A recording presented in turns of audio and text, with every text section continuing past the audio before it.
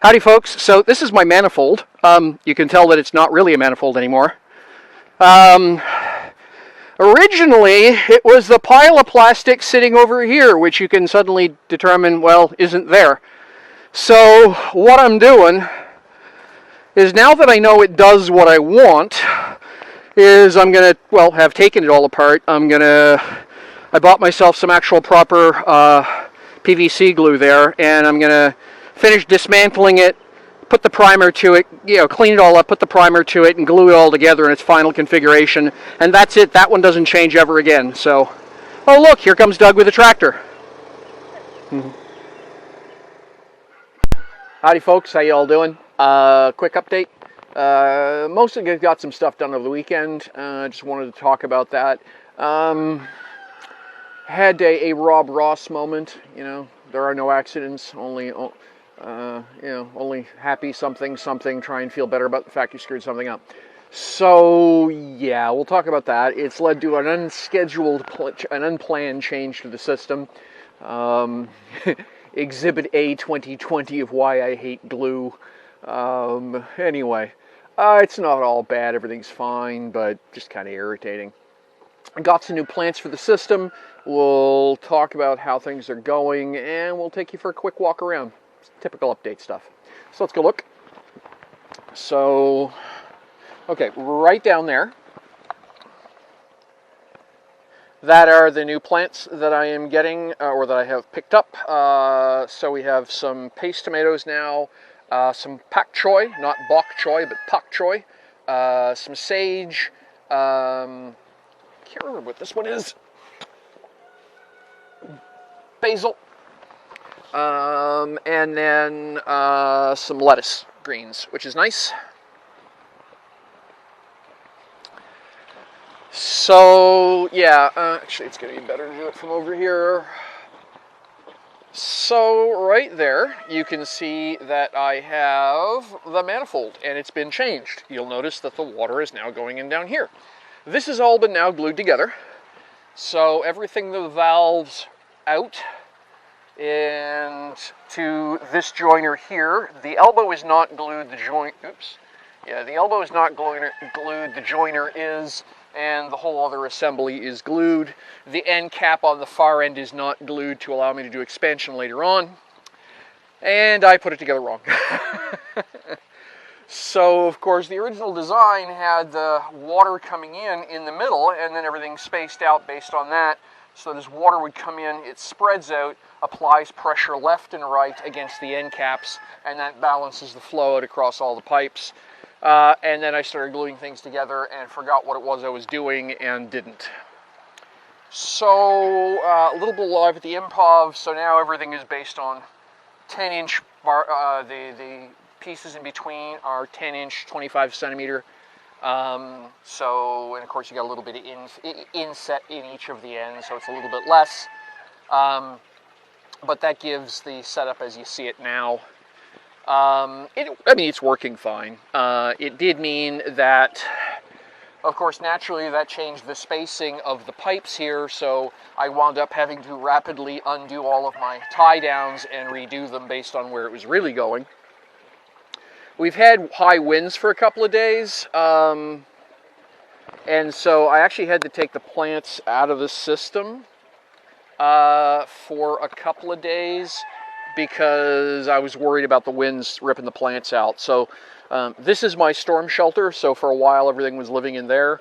You can see there's that heavy blue plastic grill I use as a workbench top over there and as a clamping surface. That was sitting on top of that as both a wind shelter and raccoon shelter. So, but it's actually a really nice day. A little bit overcast, much lower wind. If the wind comes from the south, which is a little unusual for us, then it comes in basically from the one side that we don't get a lot of protection. And for basically the past 2 days, the wind's been coming in from that angle, which normally it doesn't. It's literally coming from exactly 180 degrees the other direction. So the backyard gets plenty of shelter like that. But for almost 3 days now, we've had 40 gusting to 60 kilometers an hour, and that's just been making it really hard to get it. Just blowing stuff around. Sump is okay. That's running the way you expect. This long piece of pipe has been taken down because it's supposed to be running here, but it was originally sitting up on this like a shelf, except, oops, up here like a shelf, except that it doesn't fit because I had to move this pipe here. So I'm going to have to re-rig how that water runs. Probably I'll take this block out, come here, and just literally go right along the side of this the whole way up and then up. We'll see how. So this bed's been moved into place. This is what the bucket and bucket system I was babbling about earlier looks like, right? Big holes in the bottom, easy water flow. Smaller holes in that one, they just fit one inside the other. They'd be sitting up on top of a combination layer of gravel and that piping. Water comes out of this bed straight down to the bottom, runs through that piping, all through the gravel, percolates up into the buckets. That bucket's filled with hydrogen. And yeah, I measured it out. I can get 9 into this space. And then water will come out of here and go out that way. That's all stuff you've seen before. A little bit of mess left over from the rapid rearrangement yesterday. I'm missing a few elbows and things like that. Hang on. Missing elbows and a few things like that I'm going to need to finish up the pipe work over here, down through this and back. So I've got an order put in with my local pipe supply shack. Waiting to hear on that. Here in PEI, things have relaxed a little bit. We're resuming the economy. We haven't had a case of COVID in a few weeks. The government's feeling fairly confident we're out of the woods here. So for now, at least, I think we're getting back to normal. So hopefully I'll be able to head into town today or tomorrow and pick up what it is I need to get those 2 grow beds operational. Right now, my tomatoes are sitting in the grow pipes. And that is a long-term bad answer. Tomatoes generate tremendous root mass tremendously quickly. And as a result, they'll choke those 4-inch 100-millimeter grow pipes. So I need to get them out and into the hybrid Dutch bucket system that I'm building. As well, there's a bunch of things like the peppers and stuff like that just work better in a deeper media bed. And that is what I'm going to be using that bed over there for, right? Is going to be putting stuff in like that. Probably, I'm also looking for some nasturtiums. Hopefully my local greenhouse will bring those up. I want to plant some strawberries and nasturtiums in that. I've got that grow tower, that stackable grow tower. So I want to load that up. That was so nice last year. We had hummingbirds hanging out around the nasturtiums, and it turns out nasturtiums are actually really good for in salads. They're a very spicy, almost peppery leaf, and so they're a little shot of ooh, and the flowers are really nice on top as a decorative and edible dressing. So yeah, things are going okay. Well, yeah, things are going okay. Still lots of work to do. I said unhappy things when I realized I glued the manifold back together essentially backwards. So I got the first 2 pieces. Yeah, I got the first 3 T's glued together. Looked at them and realized one of them was literally facing the wrong way. And of course, that glue sets solid in 20 seconds. You put the primer to it. You put the glue to it. You push the 2 pieces together. You give it about a 45-degree twist. To lock it chemically, and then it literally welds is what that glue does. It actually chemically welds the 2 pieces of PVC into a single piece. That's it. It doesn't move. If you want to take it apart, you go get a hacksaw. So literally, I looked at them and went, "Oh no!" And then I said, like I say, a few things which probably weren't fit for children. So at that point, I had to make a decision about how I was going to get around it. So okay, I'm not building what I had. So now what am I building? Well, okay, if you don't know what you're doing, at least do it neatly. If you've made a mistake twice, repeat it 2 more times so it looks like a pattern. So that's what I did. So I just set all the remaining T's up at equal distances. and said, well, okay, I'll put an end cap at this end so I can do future expansion, and I'll put water in at the other end because that's the direction of the deck, so I can't expand that way, and that's the end of that discussion. So yeah, and it is what it is. The next thing I need to do glue work on is the setup coming where water comes up out of the pipe and into the staging taps. Hang on, I'll show you where that is.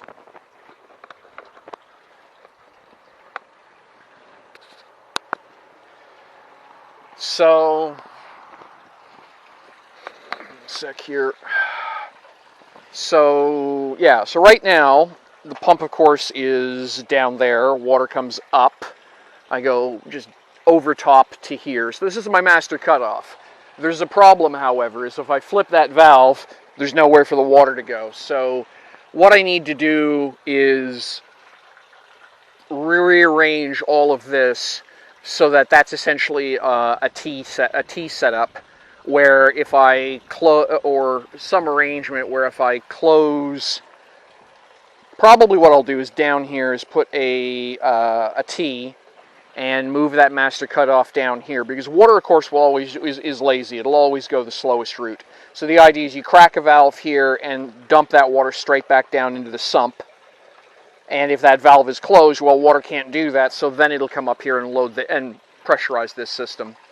So as a result of needing to bring water into the end of this pipe, I've switched the position of my watering can filling station to here.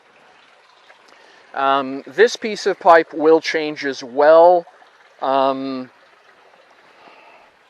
hello, Bumblebee. How are you?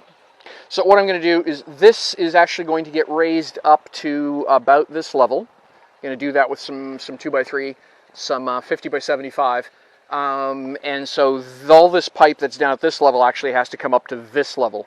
And the reason is I'm going to use the water coming out of this to generate air using a Trompe system to go into here to drive 3 psi air down the bottom. I figured out that for the price of about $75 or less in parts, I can basically get free air. It's going to cost me $75 to get a new air pump, at least, if not $120. The problem is that a mechanical air pump, electrically driven air pump, well, first off, it's 13 cents a kilowatt, which is pretty cheap if you're compared to European pricing, for example, but it's still 13 cents a kilowatt. So it's a few bucks a month. That adds on to the price over the course of a year, right? And then so the other thing is, about every 3 years I got to throw the pump out. And 3 to 5 years, apparently, continuous operation, the pump will fail, because that's what happened to the last one I spent somewhere around like $120 on. The Trompe air pump basically has no moving parts. It reuses natural phenomena completely to run, has no cost of ownership beyond construction, and as long as the water pump is running, it makes oxygen, or it makes air. It doesn't make oxygen. It makes pressurized air. So the more I study and the more I research, I think that is the way I'm going to go. It's a cheap, easy way of generating 3 psi. Note to self, figure out what the conversion rate between psi and kilopascals is. I'm so used to thinking imperial for that, but psi, pounds per square inch. But I need to figure out what the metric is. But yeah, it's a I can generate the equivalent of 3 psi ad infinitum. At whatever the flow rate of my pump is. The flow rate of my pump is 4,000 liters per hour. Now, obviously enough, some of that water is going to different places. It's not all going to go through the Trompe system. So even if I'm around 1,000 liters per hour, well, then I'm generating, 21% saturation. I'm generating over 200 liters per hour of air. So that's a pretty steady pressure source at 3 psi that I can then shove down to the bottom of that tank to keep stirring it up. So yeah, I think that's where we are for now. That is the big update. I've still got lots more to do, as I say. I need to get the pipe work done up over top of the trellis. I need to get the pipe work into the hybrid Dutch bucket system. I need to get the clay pellets into the standard grow bed. There's a bunch of stuff that needs to happen. We're supposed to get nice-ish weather for the next 3 or 4 days. Overcast, mid-20s Celsius. So yeah, that's probably what I'm going to be working on for my after my after day job things. Taking a little break right now, waiting for a program to compile essentially. So I think that's it for now. I'm going to sign off, head back up to the office, and yeah, as things change and evolve, I'll keep you up to date. Take care of yourselves. Have fun. Hit like and subscribe if you're enjoying what it is I'm doing. Let folks know I'm here and what it is I'm doing. And if you're building your own aquaponics system in your backyard, I'd love to hear from you. Thanks very much. Bye-bye. Alrighty, quick progress. So I moved this up a little bit more. I'll show you what I'm doing. So I built one of my U siphons. So I come out as a 2-inch. I go from a 2-inch to a 1-inch, or that's a 50 mil to a 25 mil straight down. This is a loose fit jacket here. So this is just, there's no bushing or anything, it's just sitting there. And the reason for that is that I don't want to turn this into a water bridge. But I also don't want the water splashing around on the surface. So the idea is I'm going to fill the gravel probably up to about, gravel and buckets up to about there. That leaves plenty of room for the water to come down without splashing around and basically go straight down the bottom. So it's going to come out this piece of pipe. This is actually supposed to be turned like this, with a connector that runs between there to here, here out, and in a cross pattern that's got holes in it. All right, and then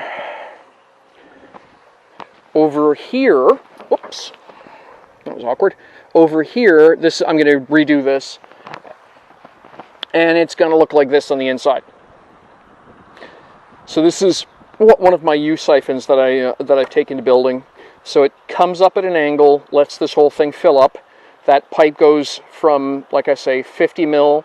So the water line comes up to about halfway through that. It floods this pipe, then splashes down into here. And if you've got the rate of flow set up right, this runs very aggressively as a siphon. And it'll draw this bed down very quickly, pour it all into here. And then I'm going to do the same thing here, over here. Right, so this should be pointing into this corner, right? And then it'll run along the ground back into the sump over there. So that's where I'm at with it right now. So yeah, it's progress. Picking away at things while I'm waiting for stuff at the office to compile and churn. So here we go. I'll do another little update as soon as I've got a little bit more built. Alrighty, next update. A little bit more progress has been made, so you can see what I've done. Hang on a sec here. Switch this around so it's a little bit easier to do what I'm doing. So down in, I changed that from a T to an elbow. It just works better for because of what I want to do. So down to this cross, which is going to distribute water out over the base of the whole thing, as I suggested. And then there's the next leg of the siphon. The whole bed is mostly level, except that corner is slightly lower. Not by much, but yeah, a couple of mils over the width of the bed. So hopefully that should be the low spot. That'll drain water to about the top of the pipe. Then it comes out here, down, around, and over. I don't know if this is actually going to work, and I'll tell you why. That piece of pipe is awfully long. So what I'm suspecting will happen is there will be enough drag/back pressure that it'll actually choke the siphon from running, I think. So what I might wind up having to do is to put a release bell one of these spots where basically water goes into an open air chamber. Same as I had last year. I had a 20-liter pail where I brought water up in from one side of the siphon and then just simply drained it down and kept it going. But because it was an open air point, that let the siphon run and flood and drain the way it was supposed to. We'll see if that's actually what happens here or not. I'll give it a test run. It's pretty easy. It'll either drain or it won't. And if it won't, I just have to basically dip a bit of water out of it manually. And then, like I say, I know how to fix it. There'll wind up just being a little structure here with a 20-liter, 5-gallon, 20-liter, 5-gallon bucket. So there we are. So, and yeah, then it runs over there. You follow the pipe, and it runs into a piece of angle and dumps straight into the sump at a fairly sharp angle. That should hopefully do some more oxygenating over there. So that's what I got done. So the problem naturally is that what I have to do next is shovel gravel into this, because if what I do is I use the hose and put water into here, and this is just water, then when this drains over there, it doesn't fit in that bin, and I'll wind up with water everywhere. So I'm going to have to, this part of the design should be okay. I shouldn't have to change anything here. So the next thing to do is to shovel this full of gravel. Basically commit to what I have at this point, and that's okay, that should be fine. And then I can test this, because the gravel will take up about 80% of that volume, and that's easy to work around. So that's the cutting plan for now. We'll see what happens.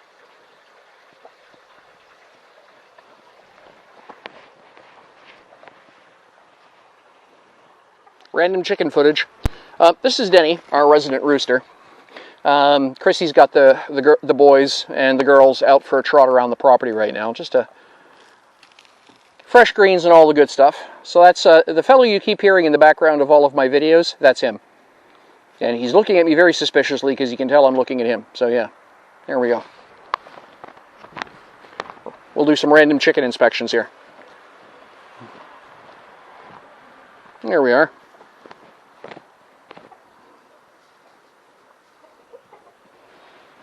Okay, coop doors open. Let everyone out for about, get some fresh greens. Yeah.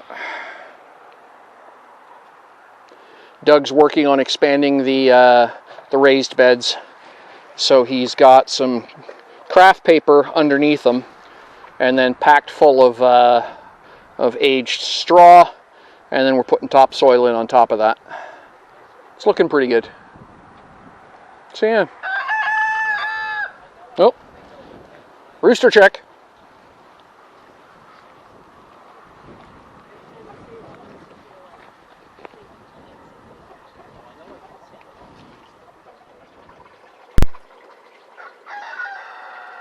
Alrighty folks, another quick update on progress. So you can see there's gravel in here, you can see there's pipe there, you can see there's that hunk of pipe there. Short version is, it did exactly what I thought, which just didn't work. So this piece of pipe runs there and was going over and essentially generating too much drag. So while the siphon ran, it took nearly 35 minutes to empty the water out of the grow bed and petered out. So and then I realized this morning while I was having my morning coffee and looking at this, I don't need a siphon.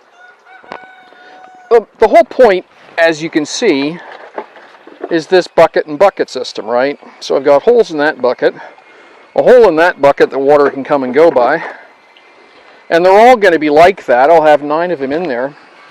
I don't need to completely drain the bed of water. What I need to do is stop that from flooding the bed. Well, that's easy. Just take the siphon out. I'm going to double check what I have for pipe. I may just do that as I've got some 1.5-inch pipe that I've never had a use for, and I think I've got a 1.5-inch bushing. 35 millimeter, I think that is. So I think what I'm going to do is replace this whole thing here with 35 millimeter in there, and just done. I think will be the way I do with it. Even under pressure, that shouldn't outrun the 35 millimeter. There shouldn't be enough water coming in one go. What it'll do is it'll surge water in this bed and then let it drain out again, and that's fine by me. That's exactly what I want. So yeah, that's a thing. Also, I was driving myself nuts. Took the time to make sure I had this sidebar here nice and level. Did the same thing on the other side. And then today, my roommate Doug pointed out the front of the bed is sitting up on that restraining bar. Been trying to figure out why there was a serious slope front to back on this grow bed when I know the sides of the bar or the sidebars are dead level to ground. Well, because the front of the bed's sitting up on that. So I'm going to have to get a jack under that, lift it slightly, take the pressure off so I can pull that bar out of the way and then lower it back down. Feeling kind of stupid about that, but yeah, whatever. So that's what I'm going to be working on. So yeah, progress is being made. Obviously enough, this hunk of pipe is a temporary. This is supposed to go there and up. There may be some voodoo that happens first. I will take a look at that. I need to do an experiment, pump some water in the air and see what happens. Officially, I've got a 3-meter head on this pump. So I want to see if I actually get 3 meters. I know I can go that, well, by definition, I know I can go that tall. I need to be able to go 15 centimeters higher than that cross piece to do what I want. And if it does what I want, then I'm probably going to build a toy. And we'll talk about that in the next video. Cheers! Done for now. Howdy folks, quick update video. I just want to show you the last set of changes I've done. I'll probably package this up for YouTube tonight. So, but yeah, I just wanted to get this a little bit of an update. So things are going fairly okay. It's a better way of putting it, fairly okay. So let me just flip the camera around and I'll show you what we've been doing. Alrighty, so that's the filter box. So as you can see, it's just up in the air. What my roommate, Doug Clark, suggested to me to use, oops, get that out of the way, to use threaded rod. So what I've done is I built a platform.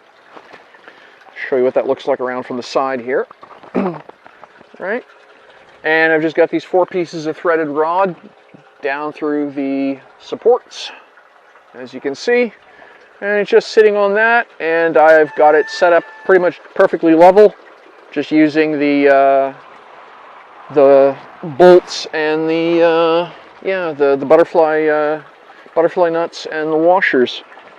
Went with 2 different sizes of washer here, stacked them. Again, Doug's suggestion, just so that there's practically no way to pull this through. There's just too much surface area. And that simplified the plumbing up here a whole lot, right? You can see that. And then that in turn, so now I've gotten started on making the plumbing more complicated. So you can see now I'm going up here.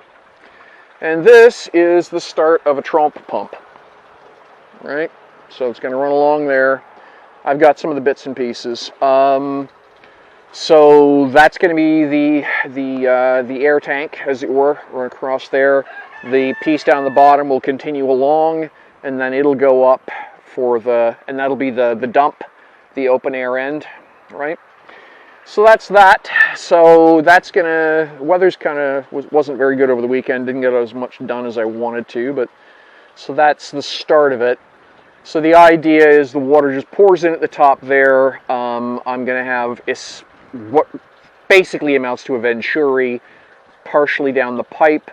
There's about 15-20 centimeters gap from where the water comes in to where the water is going to be hitting the standpipe end over at this end, so that'll be a 20 centimeter drop. That should be enough to drive air into the water column, and then that water just moves around and will go up and out. And that should then pressurize this pipe full of air at what I figure, like I say, is going to be, for that height, 3 to 4 psi, which is cool. Got some progress made on the bucket and bucket. So this is what they are. You can see I've got holes in the side of them and underneath. And that's what it looks like in the rock. So the plants will go into that.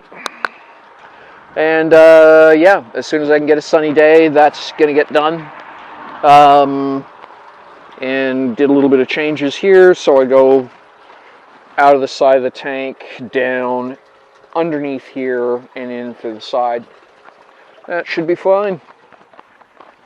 So that's the big changes for now. More plumbing messing to come with. I don't know if you can see, yeah, over there, you can see the water flowing. That's the return line coming back. Using some of the idea behind Trompe to generate a good constant rate of flow and some surface aeration. The goldfish have been playing in the water have been playing in the jet stream, as it were. That's fun. Anyway, that's all the changes for now. As I say, probably get this up to YouTube tonight. Thanks very much, and hope everything's going well with you, that your own projects are going strong. Take care of yourselves. Bye-bye.